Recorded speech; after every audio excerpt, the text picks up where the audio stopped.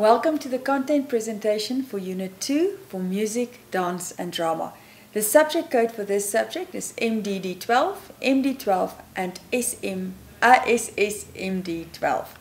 My name is Dr. Marie van Skalkwyk. I'm the tutor for this subject, and my mobile number and my email address is available on the PowerPoint presentation, and you are welcome to contact me anytime between 6 and 8 weekdays. If you want to be sure that I am able to take your call, make sure that you contact me between office hours. You can phone, you can WhatsApp, you can SMS, or you can email. If you contact me outside of these office hours, I won't be able to guarantee that I can take your call or that I can help you. Okay, now before we start, I would like to tell you that this subject, music, dance and drama, is like a story. Okay? Your syllabus is like a story. It's got a beginning, a middle, and the end. And you need to read the entire story. You need to read the entire syllabus in order to understand the bigger picture. If you don't understand the bigger picture, you are going to have a bit of trouble remembering the smaller sections thereof. Now, each unit also works like a story, even though they're part of this bigger story. So you also have to read the entire Unit 2 in order to get the bigger picture of what Unit 2 is about. If you choose or elect just to study some sections or just to read some sections, you won't get the entire picture and you will never understand the entire unit. Okay, so let's start. Now this is, in other words, a content-based presentation for Unit 2, how to involve learners in singing and playing of percussion instruments. The aim of this presentation is to clarify the study material as set out in your study guide. This means that at the end of this presentation, you should have a clearer understanding of the information contained in the study guide. Any questions or uncertainties that you still have at the end of this presentation, you can put to your study group or you can contact your tutor. Okay, now how to use this presentation. This presentation serves as a very, very basic tool to help clarify each section. Difficult theories, models, and sections will be explained in more detail. And you need to refer to your study guide throughout the presentation, as often only a broad explanation of the section is provided. So this means what I want you to do is either have your study guide, which is your paper study guide, your hard copy, or your Kindle in front of you as you watch this presentation, so you can refer to the various sections thereof. Okay, now why am I doing it in this way? If you were at university where you would be going to classes every day, this subject would have been a 6-month subject where you would have gone to classes 3 times a week.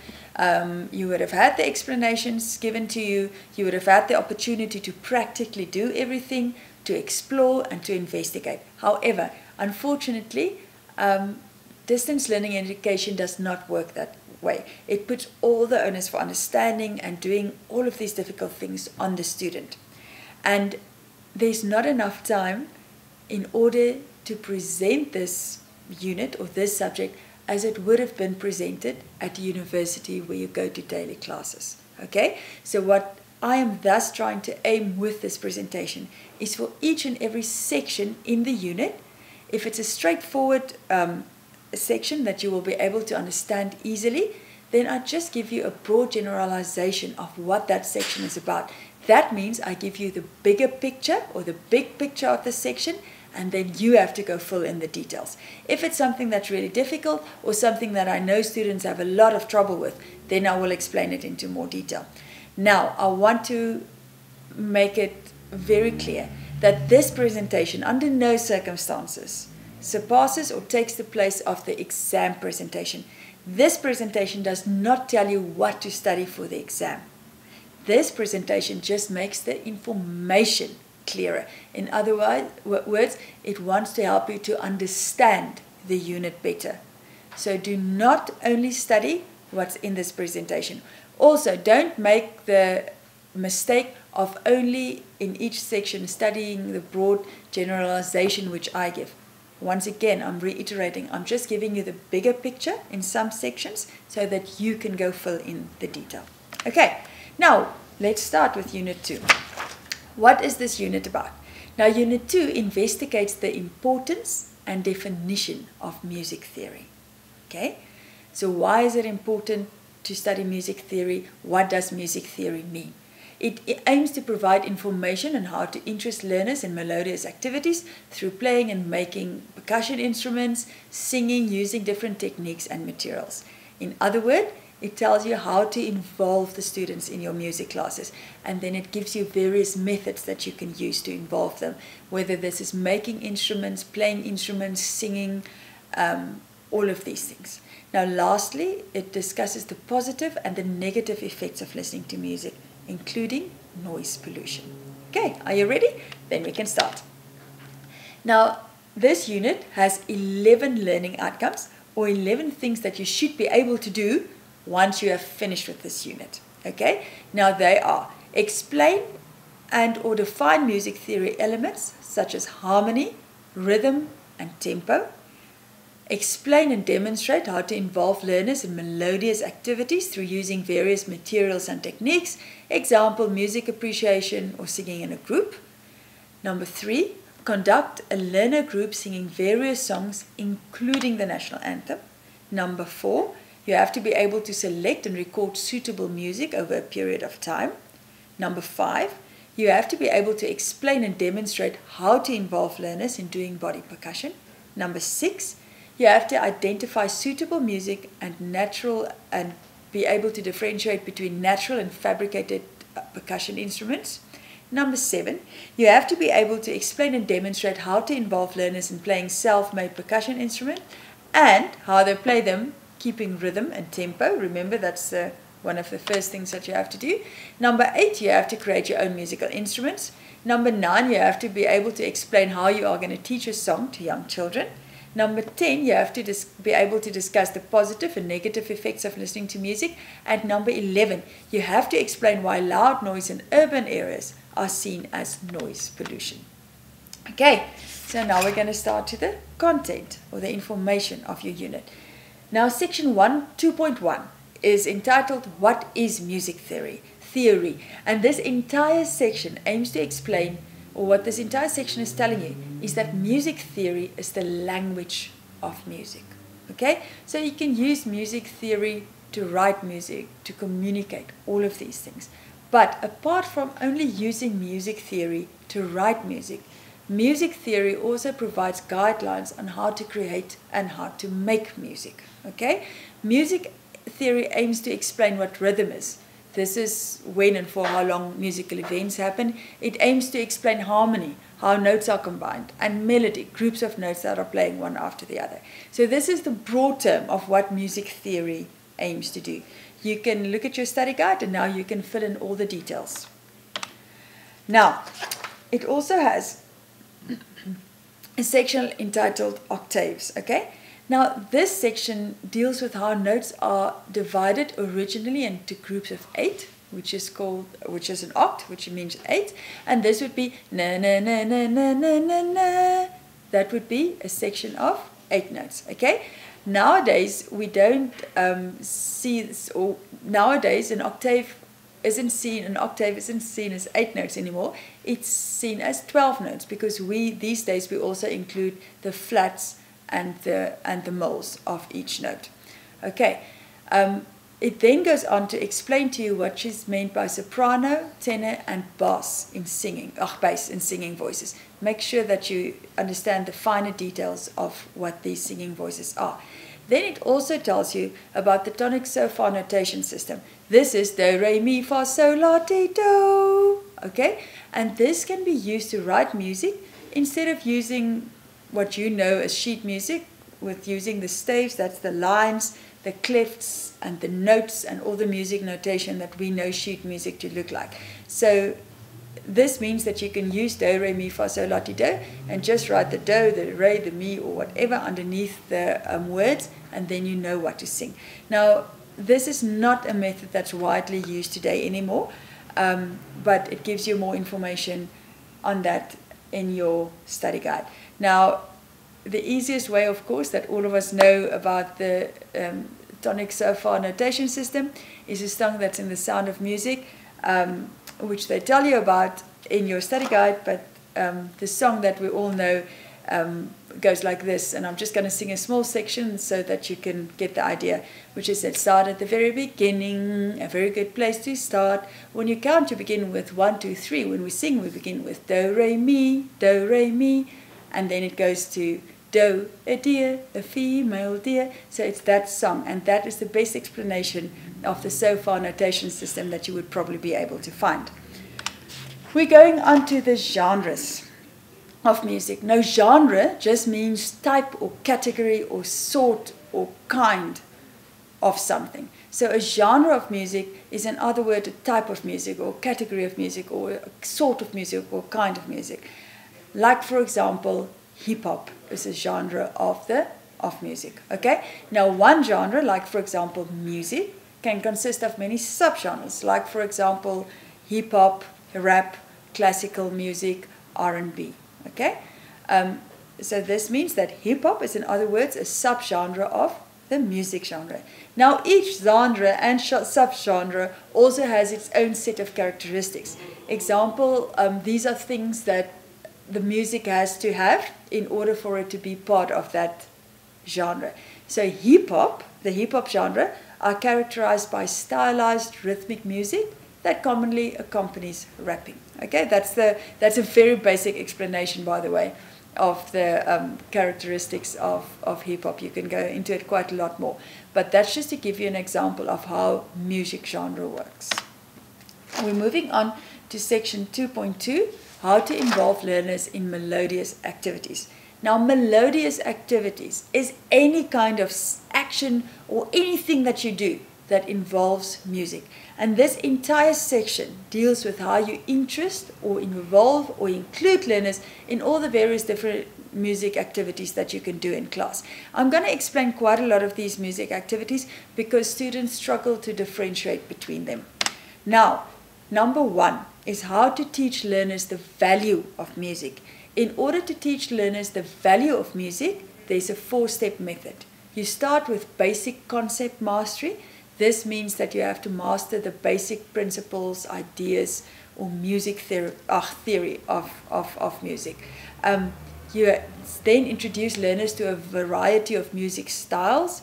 You have to provide consistent support and encouragement, and you have to add excitement to each lesson.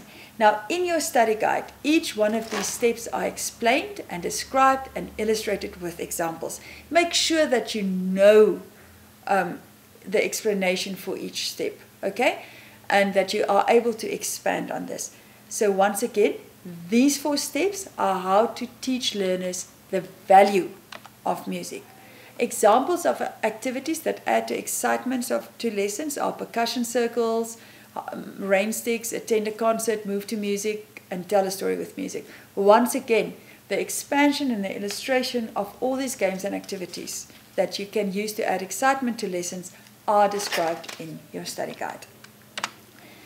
The next one that we are going to look at is music appreciation. Once again, a method to involve students in melodious activities to interest them in music.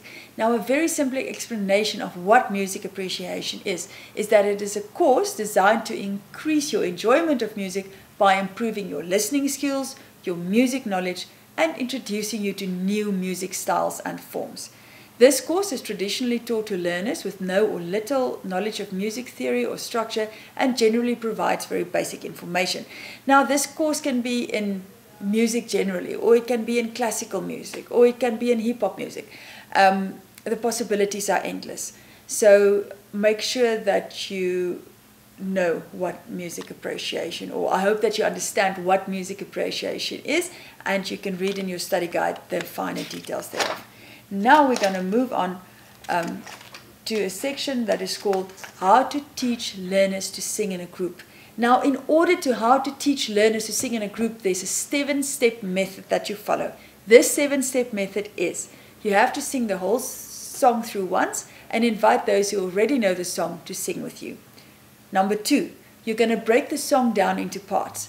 Now, the length of the song will obviously determine the amount of parts that you break the song into. Number 3, you're going to teach each part line by line. You sing a line and the group of learners repeat after you. Number 4, once you have taught a verse or a part, then you sing it through. Number 5, you move on to teaching the next verse or the next part once the students have mastered the previous verse or part. And these verses can be taught, or parts can be taught in one sitting, or you can use several days, several sittings to teach it. Number 6, after you've taught all the verses or all the parts, you have to sing the entire song. And number 7, keep on repeating the song on a regular basis so everyone remembers. Okay? Do this practically. Take a song, for example, the song that I've just sung to you. If I was to sing that through, okay, that would be step 1.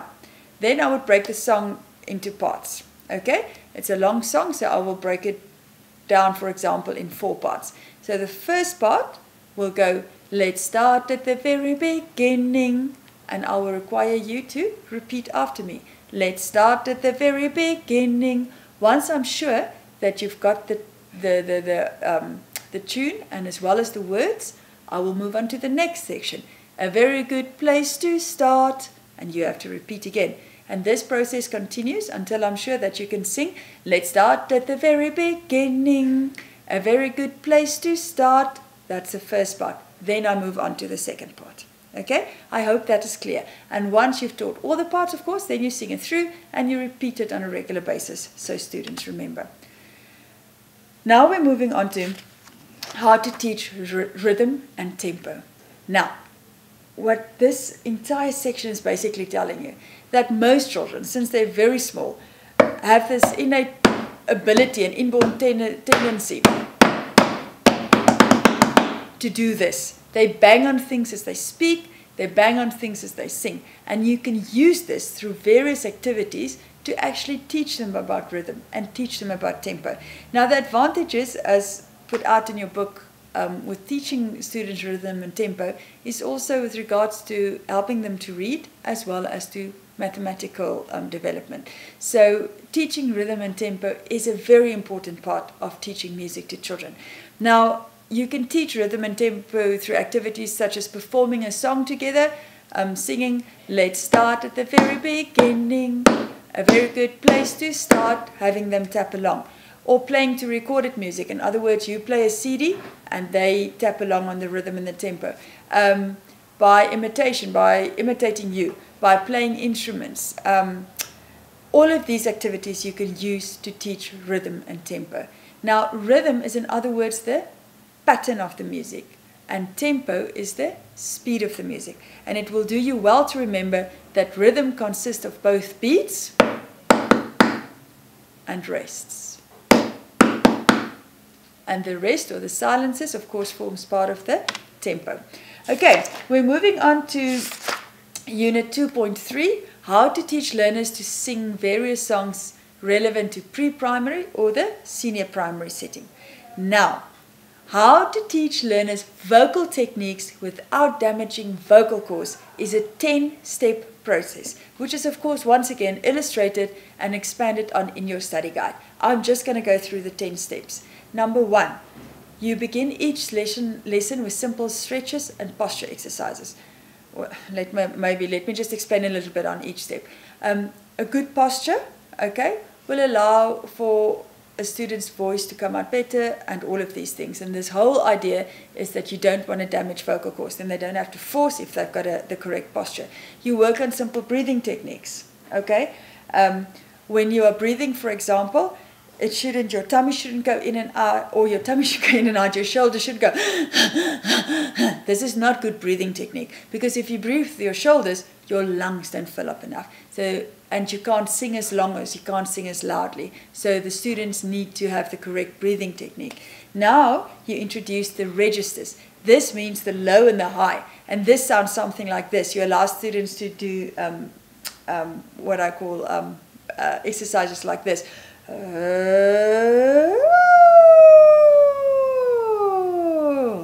Okay, that's a very, very quick slide. Of course, you would try to challenge your students to do that slide of going up and going down a lot longer so they can try and go through all of the tones, okay? Then you begin ear training.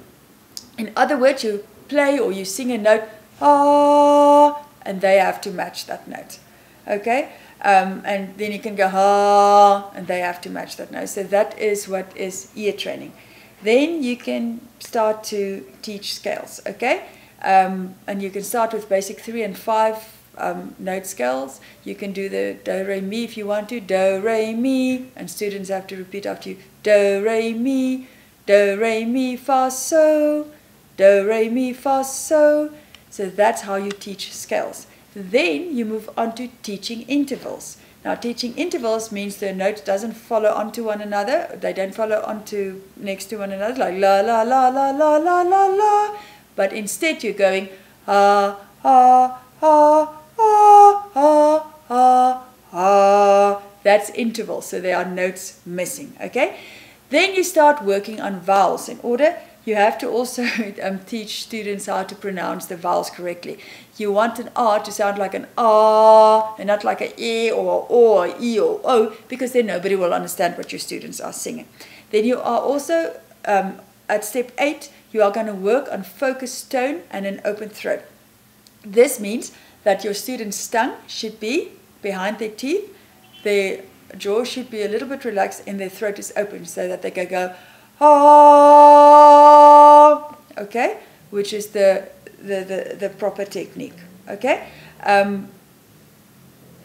Only after you've done all of these 8 things, you've prepared the students in all of these 8 ways, then you start learning the songs. And once you've known the songs, then you give performance opportunities to students. So that's a 10-step process that you use to teach learners vocal techniques without damaging vocal cords.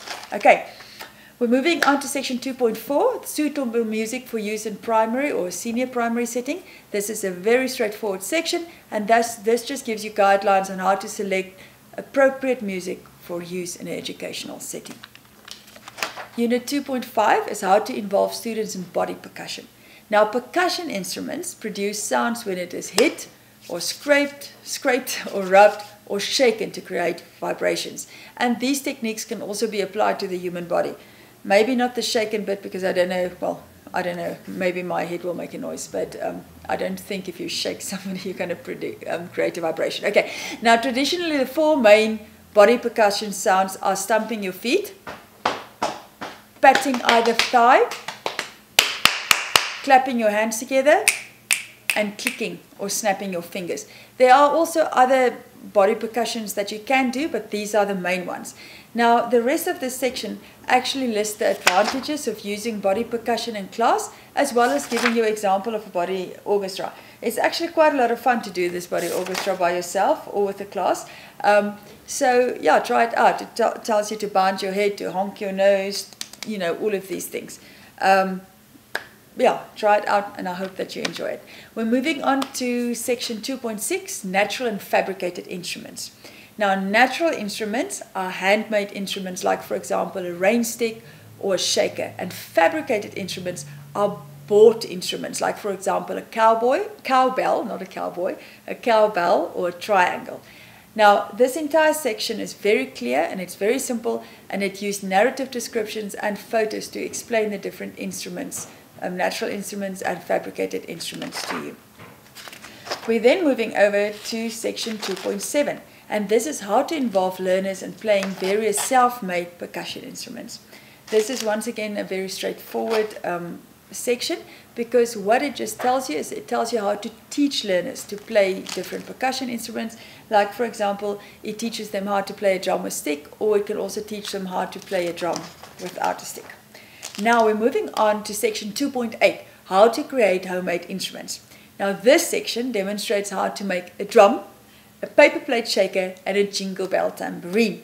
Any question that you will get in the exam or an assignment asking you to demonstrate or explain or illustrate or tell me how to create a homemade instrument will center on these 3 instruments: the drum, the paper plate shaker, and the jingle bell tambourine.